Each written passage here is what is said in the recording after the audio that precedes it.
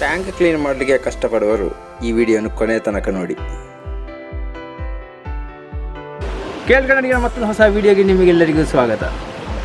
ಎಲ್ಲರ ಮನೆಯಲ್ಲಿ ಟ್ಯಾಂಕ್ ಇದೆ. ಈ ಟ್ಯಾಂಕಿಯನ್ನು ತೊಳೆಯೋದು ಬಹಳಷ್ಟು ದೊಡ್ಡ ಟಾಸ್ಕ್ ಆಗಿದೆ. ಆ ಟ್ಯಾಂಕಿಯನ್ನು ನಾವು ತೊಳೆದ ನಂತರ ಒಂದು 4 ದಿನ ಅಥವಾ 1 ವಾರ ಕಳೆದ ಕೂಡಲೇ ಆ ಟ್ಯಾಂಕಿ ಕೆಳಭಾಗದಲ್ಲಿ ನಾವು ಮಣ್ಣು ಕಾಣಬಹುದು. ಅಂದರೆ ಮಣ್ಣು ಕುಡಿಯುವಂತಹ ಒಂದು ಲೇಯರ್ ನಮಗೆ ಕಾಣಬಹುದು. ಅದಕ್ಕೆ ಈ ಬೋರ್ವೆಲ್ ನಾವು ನೀರು ಯೂಸ್ ಮಾಡೋದಾದರೆ ಬೋರ್ವೆಲ್ಲಿಂದ ಮುಖಾಂತರ ಬರುವಂತಹ ಆ ಕೆಸರಾಗಿದೆ. ಆದರೆ ನಾವು ಆ ಟ್ಯಾಂಕಿಯನ್ನು ಅಂದರೆ ಟ್ಯಾಂಕಿಗೆ ಹಿಡಿಯದೆ ಆ ಮಣ್ಣನ್ನು ಮಾತ್ರ ಹೇಗೆ ನಾವು ತೆಗಿಬಹುದು, ಅಂದರೆ ಆ ಮಣ್ಣಿನ ಆ ಕೆಸರನ್ನು ಮಾತ್ರ ಹೇಗೆ ನಾವು ರಿಮೂವ್ ಮಾಡಬಹುದು ಅನ್ನೋಂಥ ಇವತ್ತೊಂದು ಟಾಪಿಕ್ ಆಗಿದೆ. ಆದ್ದರಿಂದ ವಿಡಿಯೋ ಕೊನೆ ತನಕ ನೋಡಿ. ವಿಡಿಯೋ ನೋಡೋದಕ್ಕಿಂತ ಮುಂಚೆ ಚಾನಲ್ನ ತಪ್ಪದೆ ಸಬ್ಸ್ಕ್ರೈಬ್ ಮಾಡಿ. ಹೋಗೋಣ ವಿಡಿಯೋಗೆ. ಮೊದಲಿಗೆ ನಮಗೆ ಒಂದು ಟ್ಯಾಂಕ್ ಕ್ಲೀನರನ್ನು ತಯಾರು ಮಾಡಬೇಕು. ಅದಕ್ಕೋಸ್ಕರ ನಾವಿಲ್ಲಿ ಒಂದು ಬ್ರಷನ್ನು ತಗೊಂಡಿದ್ದೇವೆ. ಇದು ಕ್ಲೀನ್ ಮಾಡಲಿಕ್ಕೆ ಉಪಯೋಗಿಸುವಂತಹ ಬ್ರಷ್ ಆಗಿದೆ. ಅಂಗಡಿಯಲ್ಲಿ 30 ರೂಪಾಯಿ 40 ರೂಪಾಯಿಗೆ ಇದು ಈ ಬ್ರಷ್ ಸಿಗುತ್ತದೆ. ಈ ಬ್ರಷ್ನ ಈ ಭಾಗವನ್ನು ನಾವು ಕಟ್ ಮಾಡಿ ತೆಗಿಬೇಕು. ಸ್ಟ್ರೈಟ್ ಕಟ್ ಮಾಡಿ ತೆಗಿಬೇಕು.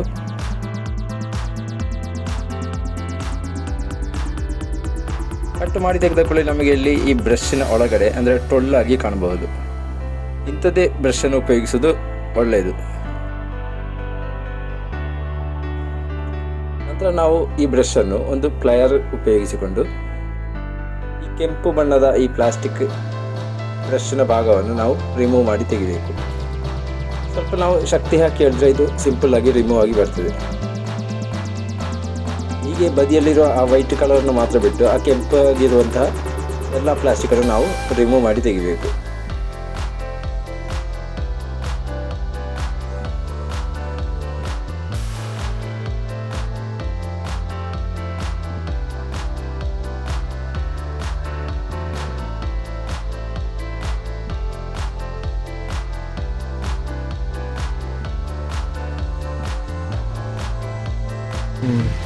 ನಂತರ ಒಂದು ಡ್ರಿಲ್ ಮಿಷನನ್ನು ಉಪಯೋಗಿಸಿಕೊಂಡು ನಾವು ಇದನ್ನು ಹೋಲ್ ಮಾಡಬೇಕು.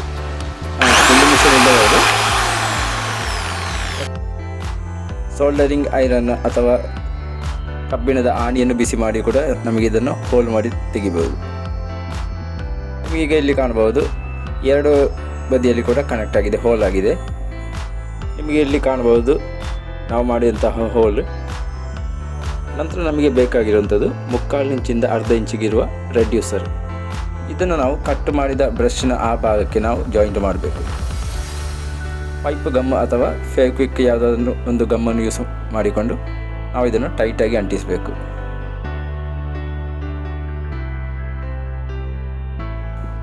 ನಂತರ ನಮಗೆ ಬೇಕಾಗಿರುವಂಥದ್ದು ಅರ್ಧ ಇಂಚಿನ PVC ಪೈಪ್.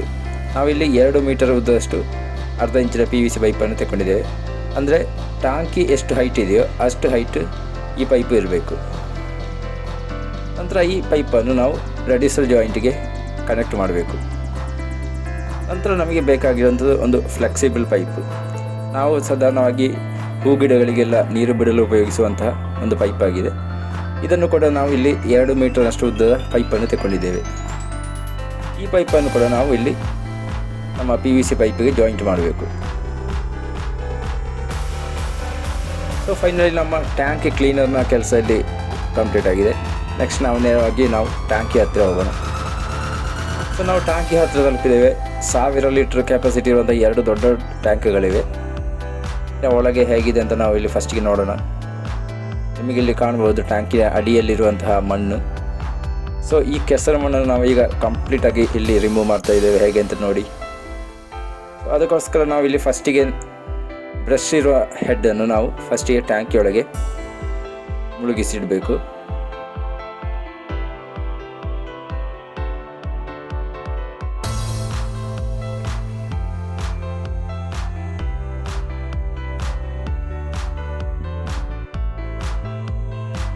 ನಂತರ ಪೈಪಿನ ಇನ್ನೊಂದು ತುದಿಗೆ ನಾವು ನೀರನ್ನು ತುಂಬಿಸಬೇಕು.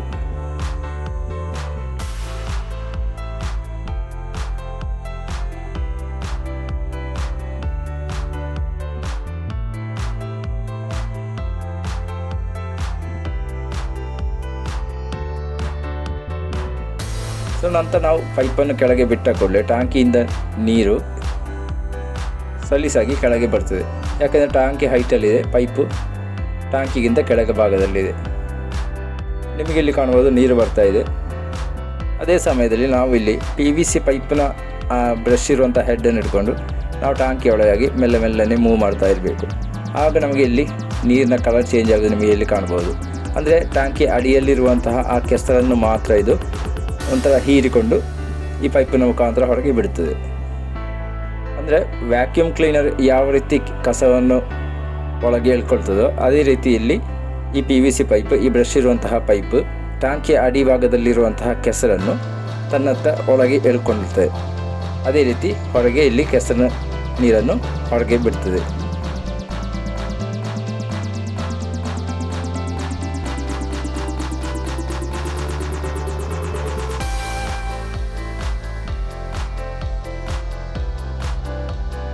ಟಾಂಕಿ ಒಳಗೆ ನಾವು ಪೈಪನ್ನು ಮೆಲ್ಲನೆ ಮೂವ್ ಮಾಡಬೇಕು. ಆಗ ನಮಗೆ ಇಲ್ಲಿ ಕಾಣ್ಬೋದು ಅಡಿಯಲ್ಲಿರುವಂತಹ ಆ ಮಣ್ಣು ಯಾವ ರೀತಿ ಕ್ಲೀನಾಗಿ ಹೊರಗೆ ಆಗ್ತದೆ ಅಂತೇಳಿ.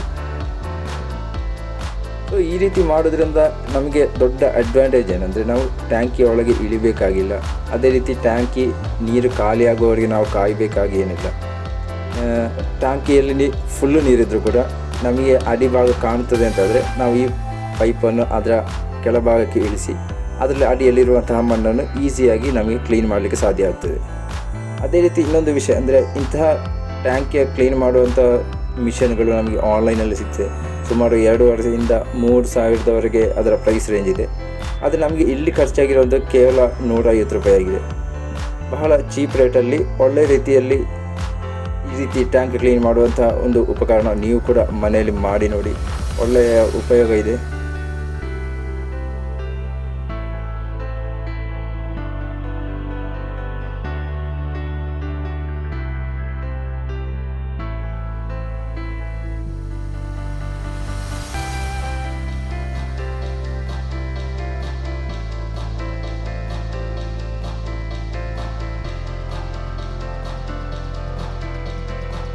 ಸೊ ನಿಮಗೆ ಇಲ್ಲಿ ಕಾಣ್ಬೋದು ನಾವು ಕೇವಲ 15 ನಿಮಿಷದಲ್ಲಿ ನಾವು ಈ ಟ್ಯಾಂಕಿಯನ್ನು ನಾವು ಕ್ಲೀನ್ ಮಾಡಿದ್ವಿ. ಸುಮಾರು 3ರಿಂದ 4 ಕೊಡಪಾನದಷ್ಟು ಕೆಸರು ನೀರನ್ನು ನಾವಿಲ್ಲಿ ಹೊರಗೆ ಹಾಕಿದ್ದೇವೆ. ಅದೇ ರೀತಿ ನಿಮಗೆ ಇಲ್ಲಿ ಕಾಣ್ಬೋದು ನೀರು ಎಷ್ಟು ಕ್ಲೀನಾಗಿದೆ. ಅಂದರೆ ನಾವು ಇಲ್ಲಿ ಬ್ರಷನ್ನು ಮೂವ್ ಮಾಡುವಾಗ ಯಾವುದೇ ರೀತಿಯಲ್ಲಿ ನೀರಲ್ಲಿ ಕಲರ್ ಚೇಂಜಸ್ ಏನಾಗಲಿಲ್ಲ, ಕೆಸರು ಮಿಕ್ಸ್ ಏನಾಗಲಿಲ್ಲ. ಅದೇ ರೀತಿ ಅಡಿಯಲ್ಲಿದ್ದಂತಹ ಎಲ್ಲ ಕೆಸರನ್ನು ನಾವಿಲ್ಲಿ ರಿಮೂವ್ ಮಾಡಿದ್ದೇವೆ. ನಮ್ಮ ಟಾಂಕಿಯ ಅಡಿಯಲ್ಲಿರುವಂತಹ ಕೆಸರು ಎಷ್ಟು ಮಟ್ಟಿಗೆ ಇದೆ ಅಂದರೆ ನಮಗೆ ಇಲ್ಲಿ ಒಂದು ಗ್ಲಾಸಲ್ಲಿ ಹಾಕಿ ನಾವು ತೋರಿಸ್ತಾ ಇದ್ದೇವೆ ಎಷ್ಟು ಮಣ್ಣು ಇದೆ, ಎಷ್ಟು ಕೆಸರು ಇದೆ ಅಂತ ಹೇಳಿ.